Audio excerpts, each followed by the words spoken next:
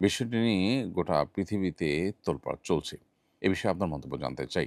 প্রিয় দর্শক, এ বিষয় নিয়ে অন্য ১০ জনের মন্তব্যের চাইতে আমার মন্তব্য কোনো ব্যতিক্রম বা ভিন্ন কোনো মন্তব্য নয়। ভেনেজুয়েলার প্রেসিডেন্টকে ধরে নিয়ে যাওয়া হয়েছে। তার ব্যাপারে নানান নেগেটিভ মন্তব্য আছে। সে দেশের মানুষ তার উপর অসন্তুষ্ট। তিনি বলপূর্বক তাদের উপরে শাসন কার্য পরিচালনা করছেন, বামধারার রাজনীতিকরণ ইত্যাদি, ইত্যাদি। তার ভিতরে অনেক নেগেটিভিটি থাকতে পারে। কিন্তু তাই বলে আরেক দেশের প্রেসিডেন্ট বা আরেক দেশ থেকে সৈন্যরা হামলা করে একটা দেশের প্রেসিডেন্টকে তুলে নিয়ে যাবে, এটা বোধহয় পৃথিবীর ইতিহাসে ১ম ঘটেছে। তথাকথিত সভ্য পৃথিবীতে এই ১ম বারের মধ্যে এমনটি ঘটেছে। স্ত্রীসহ রাতের গভীরে তার প্রাসাদ থেকে তাকে ধরে নিয়ে গেছে। অবশ্য তার দেশের বেশ কিছু মানুষের বিশ্বাসঘাতকতা এটার জন্য দায়ী বলে বিভিন্ন সংবাদ মাধ্যমে উঠে এসেছে। মূলত আমরা সবসময় বলি মব এটা অনুচিত, আইন হাতে তুলে নেওয়া অনুচিত, আইনের প্রতি শ্রদ্ধাশীল থাকতে হয়। এখন কোনো কারোর ব্যাপারে যদি অভিযোগ হয়, অভিযোগ হলে তাকে প্রনিয়মতন্ত্র, আন্তর্জাতিক আইন কোনো কিছু না মেনে যদি তাকে তুলে এনে যা খুশি তা করা যায়, আমার মনে হলো আর আমি ধরে নিয়ে আসলাম, এর বিচার শুরু করে দিলাম। তাহলে এটা যদি জায়েজ হয় বা এটা যদি বৈধ হয়, তাহলে সেক্ষেত্রে মবে কি দোষ করেছে? তাহলে কি ব্যাপারটা এরকম যে যারা শক্তিশালী, যারা পাওয়ারফুল তাদের জন্য আইনের প্রতি শ্রদ্ধা এগুলোর কোনো দরকার নাই? আদতে তাই, বাস্তবে তাই। বর্তমান বিশ্ব পরিস্থিতির আলোকে সেটাই চলছে মূলত। অর্থাৎ যে সমস্ত মুখে আমরা নীতিবাক্য শুনে থাকি, স্লোগান শুনে থাকি অনেক সুন্দর, সুন্দর। এগুলো বেশিরভাগই মুখরোচক। এগুলো বেশিরভাগই প্রতারণা। কখনো গণতন্ত্র, কখনো অধিকার, কখনো শান্তি রক্ষা ইত্যাদির নামে পৃথিবীতে সক্ষমতা আছে যাদের, সেই পাওয়ার আছে, তারা লুটতরাজ করা, অন্যদের সম্পদ দখল করা, সাম্রাজ্যবাদ বিস্তার করা, মাস্তানি করা, এটাই মূলত চলছে। বাকি লোকগুলো আসলে সহজ সরল বা তাদেরকে একরকমের বলতে পারেন বোকাশোকা বানিয়ে রাখার একটা প্রচেষ্টা চলছে। এটা এখন ওপেন সিক্রেট। কিন্তু দুর্ভাগ্যজনক বাস্তবতা হলো যে বেশিরভাগ মানুষজন পৃথিবীতে আমরা যারা বসবাস করছি, আমরা এই জিনিসটা বোঝার চেষ্টা করি না। এ ধরনের ঘটনাগুলো মূলত আজকের পৃথিবীর এই তথাকথিত সভ্যতা, অধিকার কবচানোর যে বিষয়গুলো আছে, কোরআন হাদিসের অনেক বিষয়ের সাথে দেখবেন যে অধিকারের সংঘর্ষ দিয়ে কোরআন হাদিসকে ভিলেন বানানোর বা ইসলামকে ভিলেন বানানোর, ইসলামের বিধিবিধানকে ভিলেন বানানোর বা আসামের কাঠগড়ায় করার একটা চেষ্টা আমরা দেখি। অথচ এই পুরো আয়োজনটাই এই অধিকার, শান্তি রক্ষা ইত্যাদি, ইত্যাদি এদের নামে যে পুরো আয়োজনটা, এখানে দৃশ্যমান কিছু হয়তো ভালো কাজ আমরা দেখতে পাই। মূলত পুরো আয়োজনটাই হলো মাস্তানি এবং দখলদারিত্ব এবং সাম্রাজ্যবাদ প্রতিষ্ঠার চেষ্টা মাত্র। আফ্রিকাতে কি হচ্ছে শান্তি রক্ষার নামে? আমরা কে না জানি সেটা। গোটা পৃথিবী জুড়ে আজ যা চলছে এই সবগুলোরই একটা বহিঃপ্রকাশ এই ঘটনার মধ্য দিয়ে হয়েছে। অন্যরা হয়তো যেটা একটু ঘুরিয়ে ফিরিয়ে, ইনিয়ে বিনিয়ে বা একটু কৌশলে করে, এটা হয়তো খুব প্রকাশ্যে স্পষ্টভাবে হয়েছে। জাস্ট এইটুকু পার্থক্য।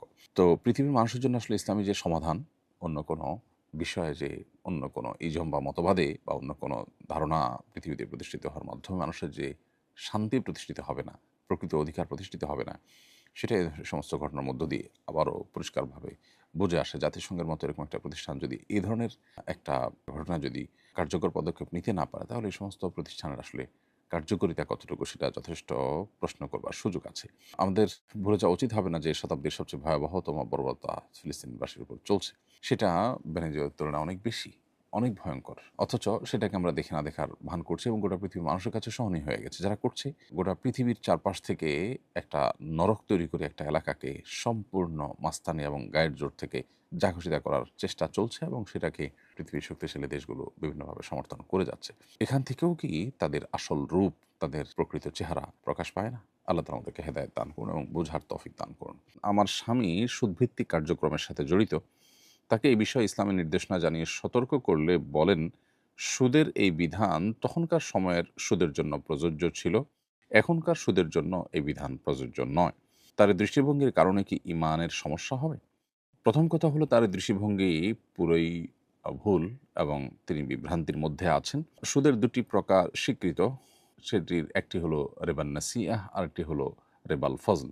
অর্থাৎ নির্দিষ্ট কয়েকটি পণ্য বিশেষ কারণের ভিত্তিতে সেগুলো একটি অপরটির বিনিময়ে যখন কেনাবেচা হবে তখন কম-বেশ করে দেওয়া, এটা সুদ। আবার আরেকটা হলো যে লোন নিয়ে সেটা পরবর্তীতে অতিরিক্ত টাকার বিনিময়ে সেটার পরিশোধ করানো বা সেটা আদায় করা, এই চুক্তিতে লোন দেওয়া, সেটা সুদ। সেটাকে বলা হয় রিবা নাসিয়া। এই রিবা নাসিয়া বা রিবাল ফজল উভয় প্রকার রিবাই রিবা, উভয়টাই সুদ। এ ব্যাপারে সারা পৃথিবীতে উল্লেখযোগ্য স্কলারদের কোনো মতপার্থক্য নেই। নবী করিম সাল্লাল্লাহু আলাইহি সাল্লামের সময় রিবাল ফজলের প্রচলন খুব বেশি ছিল, এটা ঠিক। কিন্তু রিবান নাসিআহ যেটা, সেটা সম্পর্কে সুস্পষ্ট বিভিন্ন রিওয়ায়াত রয়েছে এবং উলামায়ে কেরাম এ বিষয়ে একমত অলমোস্ট। একজন সালাফ বলেছেন, কুল্লু কারদিন জাররা নাফআন ফাহুয়া রিবা, যে লোন এর বিনিময়ে কোনো সুবিধা নেওয়া হয় সেটি সুদ। তাহলে রিবার মধ্যে এই লেনদেন যে অন্তর্ভুক্ত সেটা এখান থেকে একেবারে পরিষ্কার। অথচ তিনি যখন এটি বলেছেন, সে ইসলামের সোনালী যুগের স্বর্ণ মানবদের একজন, তখন এই ব্যাংকিং সিস্টেম চালু হয়নি। তাহলে বোঝা গেল যে বর্তমান যে ব্যাংকিং সুদ আছে, ব্যাংকিং যে লেনদেনে যে সুদ আছে, এই সুদের লেনদেন এটাও হারাম। এটাকে হালাল মনে করবার কোনো কারণ নেই। বরং এটিকে হালাল মনে করলে কুফুরের আশঙ্কা পর্যন্ত আছে। তিনি রিবাকে অস্বীকার করছেন কিনা বিষয়টি সে পর্যন্ত গড়াতে পারে। সেটা অবশ্য ব্যাখ্যা সাপেক্ষ বিষয়। তো এইজন্য এ ধরনের বিশ্বাস থেকে বেরিয়ে আসতে হবে। এটা সঠিক কোনো বিশ্বাস নয়। বরং সৌদি আরবের সাবেক গ্র্যান্ড মুফতি শেখ আব্দুল আziz বিন আব্দুল্লাহ বিন বাজ রহমতুল্লাহি আলাইহ তিনি বলেছেন যে বর্তমানে যে ব্যাংকিং সিস্টেমে যে সুদ এর লেনদেন হয়ে থাকে, এর মধ্যে রিবান নাসিআ, রিবাল ফজল ২ টাই আছে। ২ টারই উপস্থিতি এখানে আছে। টাকাটা মূলত স্বর্ণেরই একটা রূপ।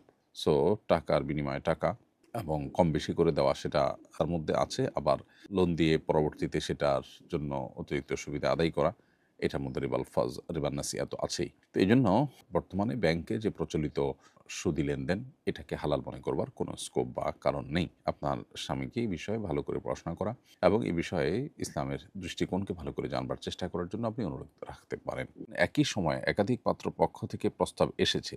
এক পাত্রপক্ষের সঙ্গে চূড়ান্ত সিদ্ধান্তে পৌঁছতে সাধারণত ১৫-২০ দিন সময় লাগে। এই সময় এক পক্ষের সঙ্গে যোগাযোগ করতে গিয়ে অন্য পক্ষকে উপেক্ষা করলে তারা সরে যেতে পারে। অথচ পরে দেখা যেতে পারে প্রথম পক্ষের সঙ্গে সিদ্ধান্তে পৌঁছানো সম্ভব হয়নি। এই বাস্তবতায় চূড়ান্ত সিদ্ধান্ত না হওয়া পর্যন্ত একই সময় একাধিক পাত্রপক্ষের সঙ্গে কথা এগিয়ে নেওয়া বৈধ হবে কিনা? একটি পক্ষ চূড়ান্ত হলে অন্য পক্ষকে স্পষ্টভাবে নিষেধ করে দেয়া হবে। বোন, আপনার এই প্রশ্নের উত্তর হলো যে হাদিসে তো আছে, নবী সাল্লাল্লাহু আলাইহি ওয়াসাল্লাম বলেছেন, "ওয়ালা ইয়াখতুব আহাদুকুম আলা খিতবাতি আখি।" তোমাদের কেউ কারোর প্রস্তাবের উপর প্রস্তাবনা দিবে না। অর্থাৎ কেউ কোথাও বিয়ের জন্য প্রস্তাব করেছেন, তার প্রস্তাবনার কোনো সিদ্ধান্ত আসার আগে এখানে আরেকজন যেন প্রস্তাবনা দিতে না যান। এটা হলো মৌলিক নিষেধাজ্ঞা। এখন কেউ কারো প্রস্তাবনা সম্পর্কে জানেন না। পাত্রীপক্ষের কাছে প্রস্তাবনা ছেলেপক্ষ নিয়ে এসেছেন, আরেকটা ছেলেপক্ষ নিয়ে এসেছেন, কেউ কারোটা হয়তো জানেন না। এরকম যদি হয় তাহলে তাদের এই প্রস্তাবনা নিয়ে আসাটা নাজায়েজ নয়। আর পাত্রীপক্ষ এখানে কাকে দিবেন সেটা পর্যালোচনা করে, মানে কার সাথে প্রস্তাবে সম্মতি দিবেন এবং কার সাথে বিয়ে দিবেন, এই ব্যাপারটি যদি তারা একটু সময় নিয়ে সিদ্ধান্ত নেন এবং কয়েকটার সাথে আলাপ করে বোঝাপড়ার চেষ্টা করেন, তাহলে সেটা মৌলিকভাবে কোনো নাজায়েজ বা নিষিদ্ধ হবে না।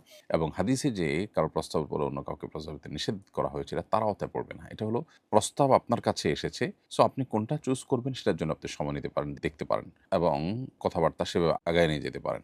কিন্তু লক্ষ্য রাখতে হবে যে কোনোভাবে কাউকে ক্ষতিগ্রস্ত করা জায়েজ না। নবী সাল্লাল্লাহু আলাইহি ওয়াসাল্লাম বলেছেন, লা দারারা ওয়ালা দিরারা।